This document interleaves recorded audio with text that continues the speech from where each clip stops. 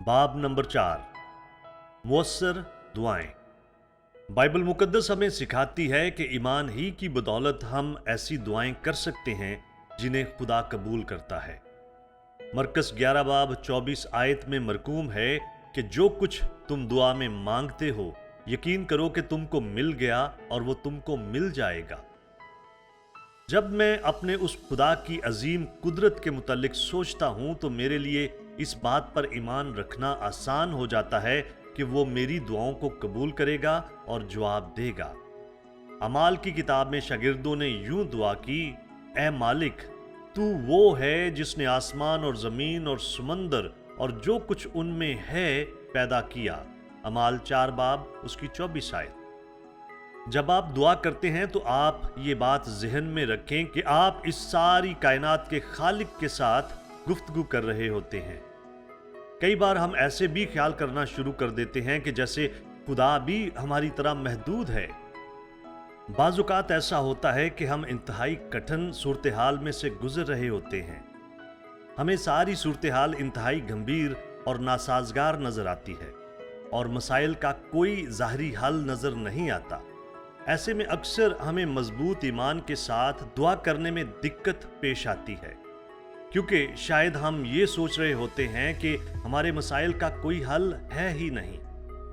मिसाल के तौर पर मेरा जहन मैकेनिकी किस्म का है, इसलिए जब कभी मेरी गाड़ी का इंजन स्टार्ट नहीं हो रहा होता तो उस वक्त मेरे लिए वहां बैठकर गाड़ी के इंजन को स्टार्ट करने वाले मौजज़े के लिए दुआ करना इंतहाई मुश्किल होता है।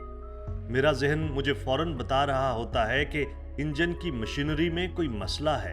हो सकता है कोई तार अपनी जगह सही तौर पर नहीं लगी या कोई तार कमजोर हो गई हो और अपना काम पूरे तौर पर नहीं कर रही। यह भी मुमकिन है कि करंट देने वाले पॉइंट साफ नहीं होंगे या फिर बैटरी की चार्जिंग खत्म हो चुकी है। ऐसी सूरत हाल में मेरे लिए खुदा से ये दुआ करना इंतहाई मुश्किल होता है कि वो मेरी गाड़ी को मौजज़ाना तौर पर स्टार्ट कर दे। हाँ, मैं ये दुआ जरूर कर सकता हूं कि खुदावंद इसके स्टार्ट ना होने के मसले को समझने में मेरी मदद कर। ताहम मेरी बीवी को मैकेनियात या मिशनरी के बारे में कुछ पता नहीं। उसने शायद ही कभी गाड़ी का बोनट खोलकर अंदर झांका हो। वो कार्बोरेटर से डिस्ट्रीब्यूटर, गाड़ी के इंजन के तेल की मकदार मालूम करने और रेडिएटर वगैरह के बारे में नहीं जानती। जब भी कभी हमें गाड़ी स्टार्ट करने में परेशानी होती है तो मेरी बीवी के लिए ये ईमान रखना बहुत आसान होता है कि हम दुआ करेंगे और खुदा मौजज़ाना तौर पर गाड़ी को स्टार्ट करने में हमारी मदद करेगा। मैं कहता हूं कि अब हम क्या करें? वो कहेगी, आओ हम दुआ करें। मैं उसे जवाब देता हूं कि देखो, ये मशीन है, इसके स्टार्ट ना होने की कोई मैकेनिकी वजह है। हमें उस वजह के बारे में जानकर उसे ठीक करने की जरूरत है। लेकिन वो अक्सर अपना सर झुकाती है और दुआ करती है कि खुदावंद, तू जानता है कि हमने बहुत जरूरी काम के लिए जाना है, इसलिए इस गाड़ी को स्टार्ट करने में हमारी मदद फरमा। बाप, मैं तेरी सब बरकत के लिए तेरा शुक्र अदा करती हूँ और यस्सु के नाम में मांगती हूँ, आमीन। फिर वो मुझसे कहेगी कि अभी गाड़ी स्टार्ट करने की दोबारा कोशिश करो। मैं कहता हूं कि कोई फायदा नहीं, क्योंकि अभी तक इसके स्टार्ट ना होने के मैकेनिकी मसले को हम नहीं समझ सके। लेकिन वो इसरार करेगी कि तुम कोशिश तो करो, ये जरूर स्टार्ट हो जाएगी। जैसे कि मैंने अपनी मिसाल दी, हम अक्सर जिंदगी में हर मसले, हर मुसीबत के हवाले से दुआ करते हुए खुदा को महदूद अंदाज से देखते हैं। जब हम दुआ करते हैं तो हम किस हस्ती से मुखातिब होते हैं? क्या हम अपनी सोच की बदौलत खुदा की कुदरत और हाकमियत पर हदबंदी कर सकते हैं? हमें कायनात की हर एक चीज और हर उस काम पर नजर डालने की जरूरत है जो खुदा पहले ही कर चुका है। फिर हमें उसके जाहो जलाल और उसकी लामहदूद कुदरत का अंदाजा होगा। बाज़ औक़ात हमारी दुआएं और हमारा ईमान मुबहम होता है और हम खुदा से इल्तिजा करते हुए ऐसा तासुर दे रहे होते हैं जैसे वो भी इंसानों की तरह महदूद और बाज़ मामलात में बेबस है। शायद हमारी दुआ के अल्फाज ये ना हों, लेकिन उसका मफ़हूम ज़रूर ये हो सकता है कि खुदावंद, मैं नहीं जानता कि तू ये कर सकता है या नहीं, इसलिए मैं तुझसे ये कहना भी नहीं चाहता। अगर खुदावंद तुझसे ये मुमकिन नहीं तो ठीक है, कोई बात नहीं, मैं समझता हूं। हमें किसी भी काम की अंजाम दही में हायल मुश्किलात को इस काम के करने वाले की सलाहियत के मुताबिक मापने की जरूरत है। आप अपनी मुश्किलात के वक्त अपने मसाइल के हल के लिए किसको पुकारते हैं? वो जिंदा और कादर मुतलिक खुदा है जो आपसे प्यार करता है और उसे आपकी बहुत ज्यादा फिक्र है। उसके लिए कुछ भी करना मुश्किल या नामुमकिन नहीं है। यर्मिया ने अपनी एक दुआ कुछ यूं की कि आह ए खुदावन खुदा, देख तूने अपनी अजीम कुदरत और बुलंद बाजू से आसमान और जमीन को पैदा किया और तेरे लिए कोई काम मुश्किल नहीं है। यर्मिया 32 बाब उसकी 17 आयत। अपनी दुआ का आगाज करने के लिए ये वाकई ही बहुत अच्छा तरीका है। बाज दफा हमारे कंधों पर पड़े हुए मसाइल इतने बड़े और भारी होते हैं जैसे कि हजारों टन वजनी हों। हम उनके नीचे बुरी तरह से दबे होते हैं। हमें महसूस होता है कि हम बुरी तरह से कुचले जाएंगे और बचने की कोई राह मुमकिन नहीं है। ऐसे में हमारी दुआओं के दौरान हमारा ईमान भी डगमगा जाता है। हम अक्सर इंसानों की महदूद सलाहियतों को जहन में रखे हुए खुदा की कुदरत के बारे में सोचते हैं। हम खुदा के सामने कह रहे होते हैं कि ए खुदावंद, इस मुसीबत के पहाड़ को कौन सी चीज हमसे परे हटा सकती है? खुदावंद, तू जानता है कि डॉक्टर ने इसके बारे में क्या कहा है। ये सूरत हाल 99% मोहलक है। ए खुदावंद, ये बहुत ज्यादा खौफनाक है। हम अपने मसाइल के नीचे इंतहाई दबे होने की बदौलत ये भूल जाते हैं कि जिससे हम इल्तिजा कर रहे होते हैं वो कादर मुतलिक खुदा है, जिसने आसमान, जमीन, समुद्र और सब कुछ जो कायनात के अंदर है उसे तख्लीक किया है। खुदा के लिए खून के कैंसर के किसी मरीज को बीमारी के आखिरी मराहल में भी मुकम्मल तौर पर शिफा देना और किसी दूसरे शख्स के खराब गले को ठीक करने से ज्यादा मुश्किल नहीं है। खुदा के लिए किसी शख्स का नया बाजू लगा देना किसी को सर के दर्द से आराम देने से ज्यादा मुश्किल नहीं है। आप शायद कहें कि अभी छोड़ो भी भाई, हर एक चीज की कोई ना कोई तो हद जरूर होती है। मैं कहता हूं कि अगर सितारा मछली के बाजुओं में से एक टूट जाए तो क्या होगा? क्या आपको यह दुआ करने में मुश्किल पेश आएगी कि खुदावंद सितारा मछली के टूटे हुए बाजू की जगह एक और बाजू लगा दे? हरगिज नहीं, क्योंकि हम जानते हैं कि जब सितारा मछली का बाजू टूट जाता है तो फितरी तौर पर उसकी जगह एक नया बाजू उग आता है। अगर हम एक कैचुए को दरमियान से काट दें तो वो मर नहीं जाता, बल्कि फितरी तौर पर कैचुए का कटा हुआ आधा हिस्सा आहिस्ता आहिस्ता मुकम्मल होना शुरू हो जाता है और वो फिर से उतना ही लंबा कैचुआ बन जाता है। अभी सवाल ये है कि ये फितरत क्या है या कौन है? किसने फितरत के असूल बनाए और इस कायनात में नाफिज किए? क्या जिस खुदा ने हमें और हमारे अंदर के सब निज़ाम तख्लीक किए हैं उसके लिए किसी इंसान का एक नया बाजू उगाना या बनाना मुश्किल होगा? अगर वो एक कैचुए में ये सलाहियत रख सकता है कि आधे कटने पर वो दोबारा से अपने जिस्म को पूरा कर सके, तो उस खुदा के लिए किसी इंसान का नया बाजू या नई टांग लगाने में क्या मुश्किल होगी? कई बार जब हम मौजज़ात के बारे में सोचते हैं तो सब चीज़ों को महदूद इंसानी नुक्ता नज़र से देख रहे होते हैं और इंसानी हदबंदियों को खुदा की ज़ात पर लागू करने की कोशिश करते हैं।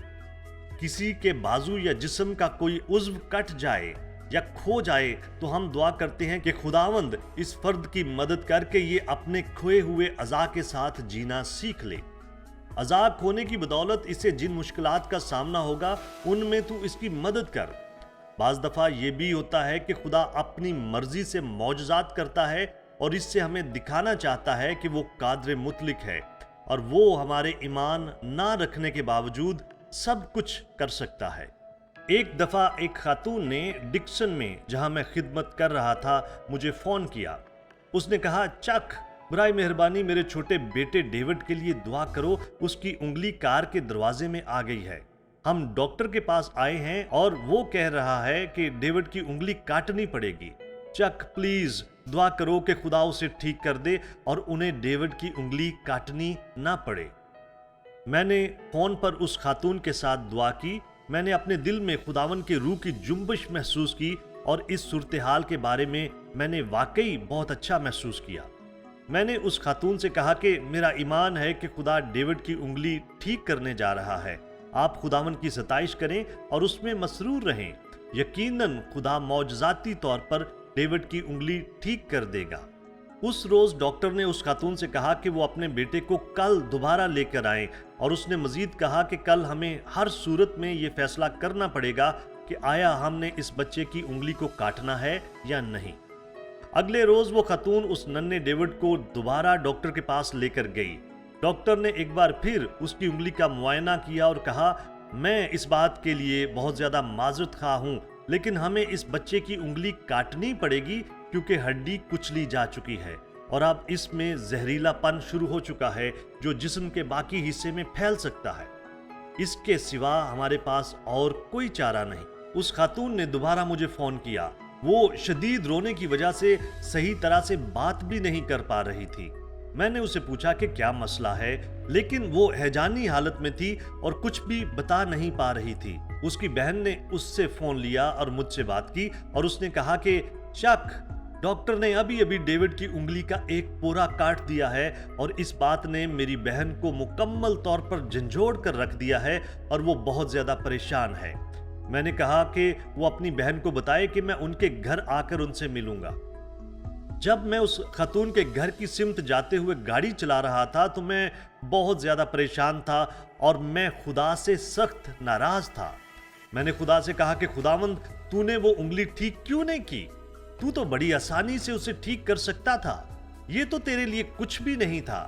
دیکھ، میں نے اس بہن کو بھی تجھ پر توکل رکھنے کے لیے کہا، اور اب دیکھو تو نے یہ کیا کیا ہے۔ خداوند، تو نے ہم دونوں کو مایوس کیا ہے۔ اب مجھے اس کے پاس جا کر اس سے بات کرنی ہے، وہ ہیجانی حالت میں ہے اور مجھے نہیں معلوم کہ میں اس سے کیا بات کروں گا۔ جب میں اس خاتون کے گھر پہنچا تو اس سے مل کر میں نے کہا کہ جان، ہم جانتے ہیں کہ سب چیزیں مل کر خدا سے محبت کرنے والوں کے لیے بھلائی پیدا کرتی ہیں۔ شاید اس سب میں خداوند کا کوئی خاص مقصد ہو۔ ہمیں خدا کا شکر ادا کرنا چاہیے کہ یہ ڈیوڈ کی انگلی کا صرف ایک پورا تھا۔ حادثے میں اس کی پوری انگلی یا پورا ہاتھ یا پورا بازو بھی زخمی ہو سکتا تھا۔ اگر ہم ان سب باتوں کے بارے میں سوچیں تو انگلی کے ایک پورے کا کاٹا جانا کسی بڑے زخم یا حادثے سے برا نہیں۔ یقیناً یہ دکھ کی بات ہے، لیکن ڈیوڈ آہستہ آہستہ اس کا عادی ہوتا جائے گا اور اس کمی کے ساتھ اپنے آپ کو ہم آہنگ کر لے گا، اور ممکن ہے کہ ہم ایک دن اس حوالے سے خداوند کے منصوبے کے بارے میں جان پائیں۔ ایسی صورتحال میں کسی کی اصلاح کرنا یا انہیں تسلی دینا کوئی آسان کام نہیں ہوتا، لیکن اس خاندان کو حوصلہ دینے کے لیے مجھ سے جو ہو سکا میں نے کیا، اور اپنے گھر کی طرف آتے ہوئے بھی میں ایک طرح سے خدا سے ناراض ہی تھا۔ میں نے خدا سے کہا تھا کہ خداوند، میں نہیں جانتا کہ ایک بچے کی انگلی کٹنے سے تیرا کون سا مقصد پورا ہو سکتا ہے۔ اگر میرے بس میں ہوتا تو میں کسی قیمت پر اس بچے کی انگلی نہ کٹنے دیتا۔ میرا دل اس واقعے کی وجہ سے کافی پریشان تھا۔ میرا ایمان کمزور پڑ گیا تھا۔ اس رات میں کسی شخص کے معمولی زکام کے لیے بھی دعا نہ کر سکا۔ ڈیوڈ کی ماں کا ایمان بکھر چکا تھا۔ اگرچہ میں نے ہر ممکن طور پر اسے تسلی دینے کی کوشش کی تھی، لیکن میں نہیں جانتا کہ اس میں کس حد تک کامیاب ہو سکا۔ میں نے تو یہی محسوس کیا تھا کہ اس عورت کو کوئی تسلی نہیں ہوئی تھی۔ کچھ وقت گزرنے کے بعد مجھے اس خاتون کا پھر فون آیا۔ وہ بہت پرجوش تھی اور ایک طرح سے خوشی سے چلا رہی تھی، چک چک، یہاں کچھ بہت ہی عجیب ہو رہا ہے۔ میں نے دریافت کیا کہ اب کیا ہوا ہے۔ وہ بولی، یہ سب کچھ ناقابل یقین ہے۔ اس نے مجھے بتایا کہ ڈیوڈ اپنے بھائی کے ساتھ کھیل کھیل میں کشتی کر رہا تھا کہ اس دوران میں اس کے ہاتھ کی پٹی اتر گئی۔ جب میں اسے دوبارہ پٹی کرنے لگی تو میں نے دیکھا کہ جہاں سے اس کا پورا کٹا تھا وہاں سے گوشت اوپر کو بڑھ رہا ہے۔ مجھے تو یوں لگ رہا ہے جیسے اس کی انگلی پر گلابی رنگ کا پورا اگ رہا ہے۔ وہ اپنے بیٹے کو اسپیشلسٹ کے پاس لے گئی اور اس نے دوبارہ انگلی کا معائنہ کیا اور اپنا سر کھجایا۔ اس نے نرس سے کہا کہ میرا چارٹ ذرا ادھر لے کر آؤ۔ اس نے چارٹ پر چند لمحے کے لیے غور کیا اور پھر کہا کہ نرس، ہم نے تو انگلی نیچے سے کاٹی تھی نا؟ نرس نے جواب دیا، جی ہاں کاٹی تھی ڈاکٹر۔ ڈیوڈ کی انگلی کو دوبارہ دیکھنے کے بعد اس نے اپنا سر ہلایا اور کہا کہ یہ ناممکن ہے۔ میں ساری صورتحال سے حیران ہوں. کیا آپ ڈیوڈ کو کل دوبارہ لا سکتے ہیں؟ اس کی ماں اگلے دن اس بچے کو ڈاکٹر کے پاس دوبارہ لائی اور ڈاکٹر نے وہی معمول دہرایا. پھر اس نے اس خاتون سے کہا کہ اگر آپ برا نہ مانیں تو کیا کل آپ پھر اس بچے کو میرے پاس لا سکتی ہیں؟ 1 ہفتے تک روزانہ اس خاتون کو اپنے بیٹے کو اسپیشلسٹ کے پاس لے کر جانا پڑا، جو اس کی انگلی کا معائنہ کرتا اور پھر اپنا سر کھجاتا رہ جاتا. اس نے اس بچے کی انگلی کا ایکس رے کیا اور اس نئے اگنے والے پورے کے اندر بڑھتی ہوئی ہڈی کو دیکھ کر اور بھی حیران ہو گیا. ڈاکٹر نے اس خاتون سے کہا کہ یہ سب کچھ انتہائی حیرت انگیز ہے. جہاں تک میں جانتا ہوں میڈیکل سائنس نے کبھی کوئی ایسی چیز نہیں دیکھی. یہ جو کچھ بھی ہو رہا ہے میں اس کو کسی بھی طور پر بیان کرنے سے قاصر ہوں، لیکن ایک بات میں حتمی طور پر کہہ سکتا ہوں کہ اس نئے ابھرنے والے گوشت پر باقی انگلیوں کی طرح ناخن کا آنا بالکل ناممکن ہے. قریباً 2 ہفتوں کے بعد ڈیوڈ کی انگلی پر ناخن اگنا شروع ہو گیا اور اس کے 2 ماہ بعد تک ڈیوڈ کا ہاتھ پہلے کی طرح کا ہو گیا اور اس ہاتھ کو دیکھ کر کہا نہیں جا سکتا تھا کہ اس کی ایک انگلی کا مکمل پورا کاٹا گیا تھا. ڈیوڈ 1 سال تک ہفتے میں 1 دن کے لیے ڈاکٹر کے پاس جاتا رہا. اس نے اس کے ہاتھ کی سرجری سے لے کر آخر تک کی ساری تصاویر اکٹھی کی، سارے واقعات کی ایک دستاویز تیار کی اور امریکن میڈیکل ایسوسی ایشن کے رسالے میں شائع ہونے کے لیے بھیج دی. وہ ڈاکٹر ایک یہودی شخص تھا. ڈیوڈ کی ماں نے اس کے سامنے یسوع کی قدرت کی گواہی دی. آخرکار اس ڈاکٹر نے کہا کہ مجھے اعتراف کرنا پڑے گا کہ یہ سب خدا کا ایک معجزہ ہے. اس سب کے بعد میں خداوند کے سامنے جھکا اور اپنی بے وقوفی اور خدا کی عظیم حکمت کا اعتراف کیا. واہ خداوند، تو واقعی ہی قادر مطلق ہے. اگر خدا نے انگلی کے کٹنے سے پہلے ہی اسے ٹھیک کر دیا ہوتا تو نہ تو اس بچے کی ماں کے پاس کوئی گواہی ہوتی، اور اگر وہ اس کی انگلی کے معجزانہ طور پر ٹھیک ہونے کی گواہی پیش بھی کرتی تو وہ اسپیشلسٹ اس کے کسی حصے پر قطعاً یقین نہ کرتا. وہ میڈیکل سائنس کی روح سے یہ مبنی بر عقل نتیجہ اخذ کر لیتا کہ جسم قوت مدافعت کی بدولت خود بخود ٹھیک ہو گیا ہے. میں نے خداوند کی تعریف کی اور کہا کہ خداوند، تو نے انگلی کے کاٹ دیے جانے کے بعد اسے دوبارہ ٹھیک کر کے اپنی قدرت سے ڈاکٹر کے دماغ کو بھگ سے اڑا دیا ہے. ہم خداوند اور اس کی قدرت کو کیوں کر محدود سمجھ لیتے ہیں؟ کیونکہ ہم خود محدود ہیں. ہمیں یہ جاننے کی ضرورت ہے کہ جس سے ہم دعا کرتے ہیں وہ اصل میں کون ہے. ہمیں اپنی آنکھیں مشکلات کی سنگینی سے ہٹا کر اس حقیقت پر لگانے کی ضرورت ہے کہ ہم اس مالک سے گفتگو کر رہے ہوتے ہیں جو ہر ایک چیز کا خالق ہے، جو بے حد عظیم، لامحدود اور قادر مطلق ہے. خدا کی حکمت. جب ہم دعا کرتے ہیں تو ہمارے لیے اپنے خدا کی حکمت کی وسعت کو جاننا بے حد اہم ہے. خدا آپ کی زندگی کے متعلق سب کچھ جانتا ہے. وہ ان مشکلات کو جن میں سے آپ گزر رہے ہیں، ان مشکل حالات کو جن کا آپ سامنا کر رہے ہیں، اور ان تمام مسائل کو جو آپ کو درپیش ہیں اچھی طرح جانتا ہے. کسی چیز کے وقوع پذیر ہونے سے ہزاروں سال پہلے وہ سب کچھ جانتا ہے. وہ ہزاروں سال بعد آنے والے مسائل کے حل کے بارے میں ابھی سے باعلم ہے اور ان کو حل کرنے پر قادر بھی ہے. کوئی بھی نئی سے نئی بات یا بڑے سے بڑا مسئلہ خدا کو حیران نہیں کر سکتا، اس لیے کہ اس کے پاس آپ کے مسائل کے حل کے لیے کسی چیز کی کمی نہیں. ہماری ساری صورتحال مکمل طور پر خدا کے اختیار میں ہے. ابلیس کا کوئی عمل کسی صورت خدا کے اختیار کو کم نہیں کر سکتا، کیونکہ ابلیس اس سے بڑھ کر کچھ نہیں کر سکتا جس حد تک اسے خدا کی طرف سے اجازت ہے. خدا نے اپنے دشمن کے لیے بھی حدود مقرر کر رکھی ہیں. جس مقام تک اس نے ابلیس کو محدود کر رکھا ہے وہ اس سے آگے نہیں جا سکتا. پوری کائنات خدا کی طرف سے مقرر کردہ اصولوں کے تحت اور حدود کے اندر چل رہی ہے. مثال کے طور پر روس کو دیکھ لیں. ایک دور میں روس کے پاس دنیا کی سب سے زیادہ مضبوط اور منظم فوجی طاقت تھی. اس کی جنگی مشقوں اور تیاریوں کے ساتھ ساتھ اس کے پاس موجود کئی ٹن وزنی بموں کے بارے میں بھی سوچیں. ان کے IBCM inter continental ballistic missile की बेइंतहा और तबाहकुन ताकत और उनके भेजने के तरीके के बारे में सोचें। बहुत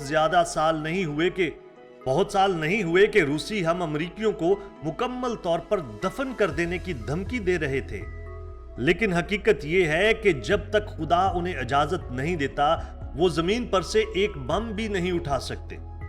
हर चीज हमारे खुदा के इख्तियार में है और वो जिसे जैसे चाहता है वैसे ही अपनी मर्जी से चलाता है। जब आप दुआ करते हैं तो याद रखें कि कुछ भी खुदा के हाथ से बाहर नहीं, सब कुछ उसके इख्तियार में है, सब कुछ उसके तय करदा औकात में होता है। और मैं यहां इस चीज का इजाफा करना चाहता हूं कि खुदा की तरफ से तय करदा औकातकार यानी वक्त बिल्कुल दुरुस्त और कामिल होता है।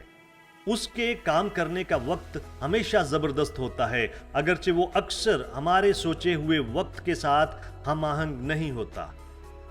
एक दफा हर चीज हकीकत के तनाजुर में देखी जा सकती है और आप ये जान लेंगे कि जिस हस्ती से दुआ कर रहे हैं वो हकीकत में है कौन, वो कितना अजीम है, कितनी हिकमत वाला है और कैसा कामिल और कादर मुतलिक है।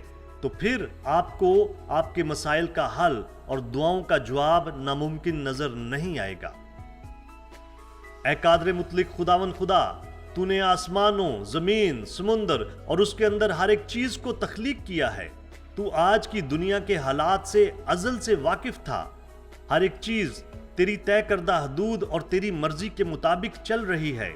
सब कुछ वैसे ही हो रहा है जैसे तूने ठहराया और अपने कलाम में पेशनगोइयां भी की हैं। खुदावंद, तू मेरे दांत के दर्द के बारे में भी जानता है।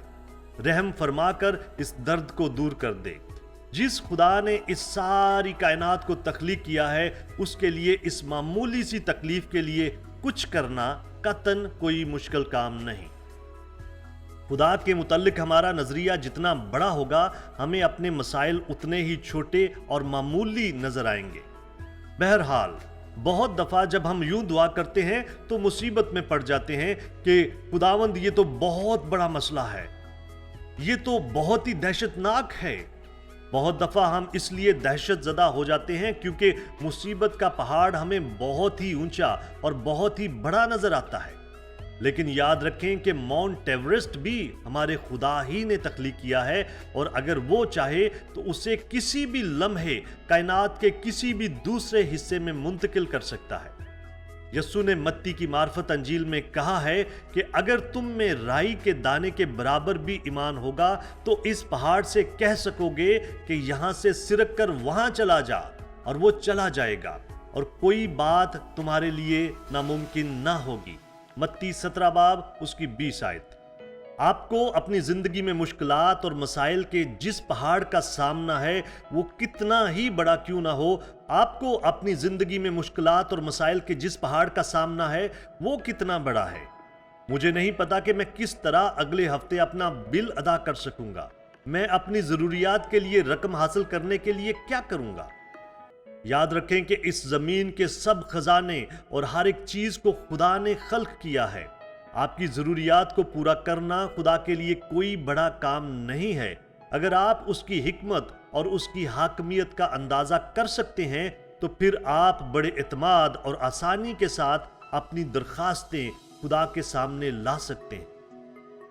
पुराने अहदनामे में आसा बादशाह ने कहा, ए खुदावंद, जोरावर और कमजोर के मुकाबला में मदद करने को तेरे सिवा और कोई नहीं।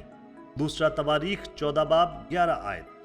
दूसरे अल्फाज में, चाहे आपके पास एक बड़ी फौज है या एक छोटा सा फौजी दस्ता है, खुदा को इससे कोई फर्क नहीं पड़ता। एक दिन सुबह सवेरे सौल बादशाह का बेटा योनातन उठा और देखा कि इस्राएल के दुश्मन फलस्तियों की फौज थोड़े ही फासले पर खैमाजन थी। सौल बादशाह की सारी फौज बिखर चुकी थी और दरियाए यर्दन के पार जा चुकी थी। योनातन ने अपने सलाह बरदार से कहा कि मेरे साथ आओ, हम इन फलस्तियों की चौकी में जाएंगे। हो सकता है कि आज खुदा इन फलस्तियों को इस्राएल के हाथ में कर दे। खुदा के लिए बहुतों या थोड़ों के जरिए बचाने की कैद नहीं।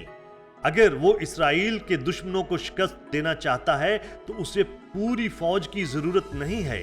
वो हम दोनों के वसीले इन सब फलस्तियों को मात दे सकता है।